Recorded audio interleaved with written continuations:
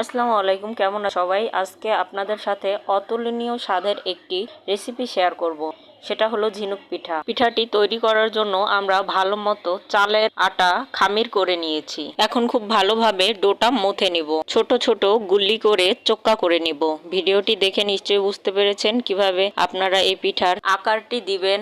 এইভাবে আমি একসাথে অনেকগুলো পিঠার গুল্লিগুলো তৈরি করে নিব। এটা যেহেতু ঝিনুক পিঠা তাই অবশ্যই দুইটি চিরুনি দরকার হবে। দুটো নতুন চিরুনি নিয়েছি, আপনারাও দুটো নতুন চিরুনি নেবেন অথবা পুরনো চিরুনি ফুটিয়ে নিতে পারেন। ভিডিওটি দেখে নিশ্চয়ই বুঝতে পারছেন কিভাবে ঝিনুক পিঠার শেপটি করবেন। দেখেছেন আমি কত সুন্দর করে একটি চিরুনির ওপর আরেকটি চিরুনি রেখে ডিজাইনটা করে নিচ্ছি। দুইটা চিরুনির সাহায্যে আমি আমার সবগুলো পিঠা এভাবে ডিজাইন করে নিব। আমার সবগুলো ঝিনুক পিঠা তৈরি করা শেষ, এখন হলো ভাজার পালা। একটু সাদা সাদা করে আমি আমার পিঠাগুলো লো হিটে ভেজে নিব। ভাজা পিঠা এবং কাঁচা পিঠাগুলো দেখে নিশ্চয়ই বুঝতে পারছেন পিঠাগুলো কেমন ভাজতে হবে। এখন আমি আমার সবগুলো পিঠা হালকা আকারে ভেজে নিচ্ছি। এই ঝিনুক পিঠা আপনারা সব সময় সিদ্ধ চালের আটা দিয়ে বানানোর চেষ্টা করবেন। ভাজা হয়ে গেছে। এই পিঠাগুলো আমি একদিনের কড়া রোদে শুকিয়ে নিয়ে এসেছি।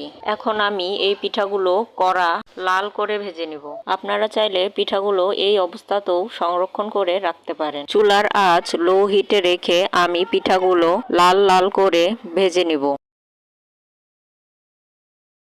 আমার সবগুলো পিঠা ভাজা শেষ হয়ে গেল।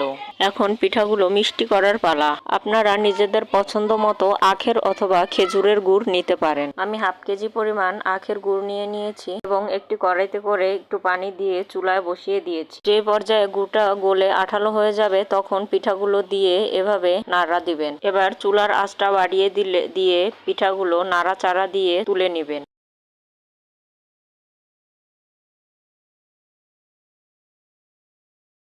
এই যে তৈরি করে ফেললাম আমি আমার অতুলনীয় স্বাদের ঝিনুক পিঠা।